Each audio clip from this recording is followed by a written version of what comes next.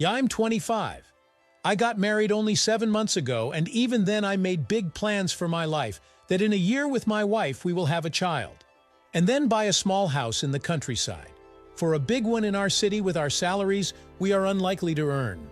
I'm a realist. We'll build a house, get a dog, raise children, and live happily ever after. I'm such a romantic. All my life I wanted a big family, but my plans were not destined to come true. The other day, my wife shocked me by saying that she does not want children in the next few years, that's for sure. You see, she has a career, girlfriends with whom she sees every weekend, and in general she wants to live for herself. Not for me or us, but for herself. When I asked her why she got married, she smirked and said, "You're handsome and I wanted to outdo the girls." You did. What else can I say? And without realizing it, she pushed me into cheating. Well, if I'm handsome, why don't I take advantage of it? I thought about my decision for a long time. It was possible, of course, to go the other way, to file for divorce and not ruin each other's lives. But I really wanted to hurt her. I knew that it's not the heart or the soul that gets hurt, but the ego first and foremost. But can you imagine if the precious girlfriends found out that Catherine, the first hottie in their group, had been cheated on by her husband? Then she's not so hot after all. She didn't give enough, so it's somewhere in the relationship. That's basically what she was. Perfectly conscious cheating, in my opinion, is sleeping with your wife's closest friend. But I never liked Zoe. She was like a boy. That heavy gait, the broad chin, the thinness that no clothes could hide. Every time I saw her, I got the shivers. And she was staring so hard that it felt like if Catherine left us alone right now, she'd lunge at me. I dismissed the friend option. I didn't want to go pick someone up at a club either. It remained only to use the internet and dating sites. Although this way, I was not particularly happy.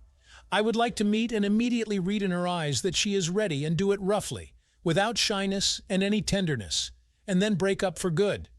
Probably, I would not have been destined to cheat on my wife if it had not happened one event. A fateful event that happened at such a crucial moment for me. My mother-in-law came to visit. That's when Jocelyn came into the kitchen. I was already sitting at the table drinking my coffee. Nothing stronger? My mother-in-law started the conversation. She sank down on a chair and put her foot on her leg. Then I took out a bottle of good expensive whiskey from the kitchen cupboard and took ice out of the freezer. My mother-in-law took the glass from my hands and tasted the drink. Her cheeks flushed in the warmth, and she looked like a young girl who didn't mind getting naughty. Her foot under the table caught mine, and I choked on a sip of coffee. "When's Catherine coming?" Jocelyn asked, as if nothing had happened, and sipped more whiskey.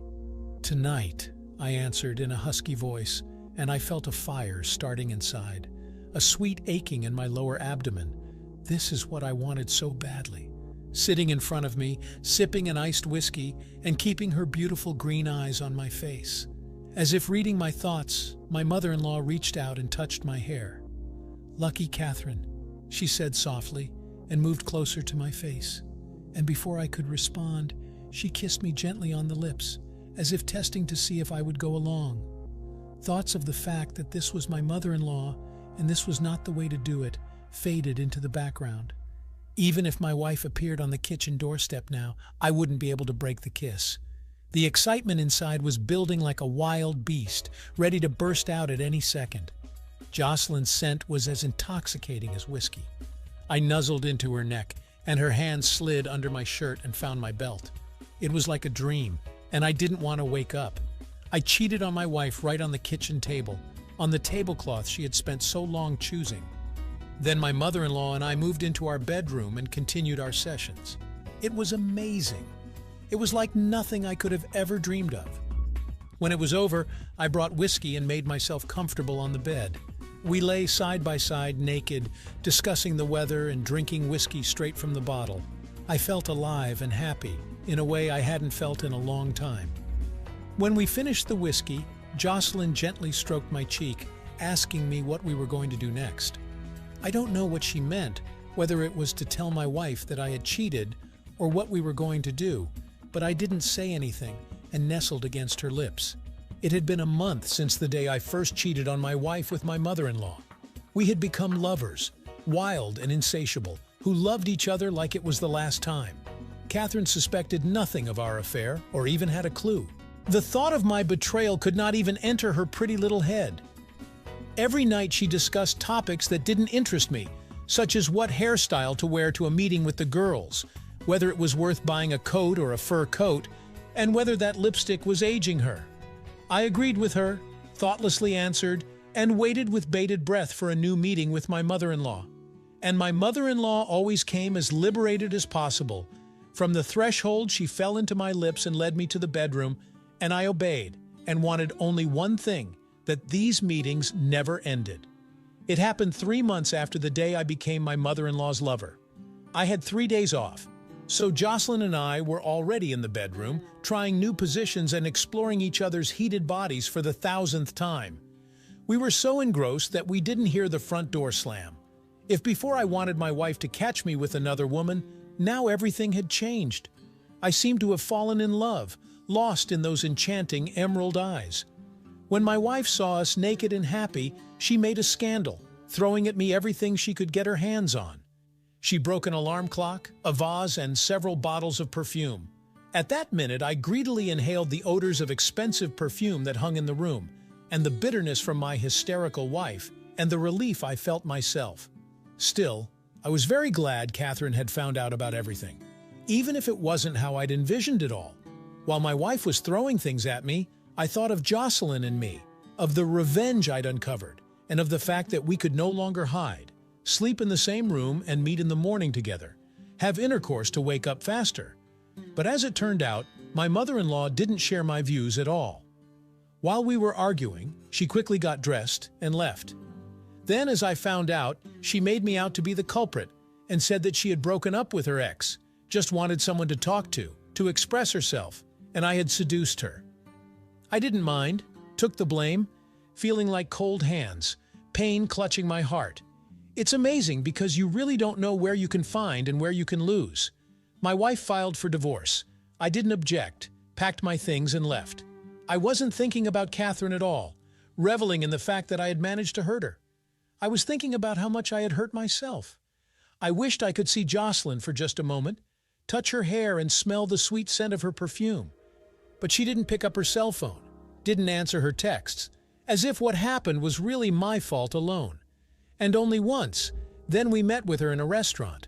I was having lunch with a colleague at work. When I saw her at a neighboring table, she was gorgeous as always, in a tight black dress, high heels, and a white smile on her bright scarlet lips. Her beau was no older than I was, and he held her hand reverently, as if he was afraid she was about to fly away and he would never see her again. Our eyes met, and Jocelyn saluted me with a glass, as if it were nothing, and I did not remain indebted. Our paths had not crossed since, but I still waited with bated breath to see if we would ever meet again.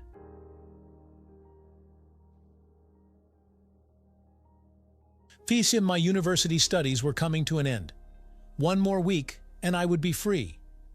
Finally, the day would come when I would return to my quiet town and be able to hug my darling and beloved Eva. My bride-to-be is very pretty. She is a young, slender, beautiful, and very modest girl. We met a year ago at a university ball. She immediately turned my head, and I did not hesitate to take her in a turn. I'm almost 30, and it's time to settle down. Eva was the perfect wife for me, and so the day came. I drove my not-too-new Mercedes to the house where my new bride lived with her parents. It was a big house with 2 wings. One wing was for Eva and her parents, the other wing was for guests and servants. The door swung open, and Eva rushed out to meet me, followed by her mother in the doorway. I hadn't met Gail, Eve's mother's name, before. I gave Eva a bouquet of flowers, which she thanked me with a tender and gentle kiss. Her mother was watching the whole scene. We approached Gail, and Eva introduced me to my future mother-in-law. I have to say, she made a lasting impression on me. She was just above average height, incredibly good-looking, and with a velvet voice that flowed like a song. "It's a pleasure, Matthew," she said. "Turns out my daughter has excellent taste."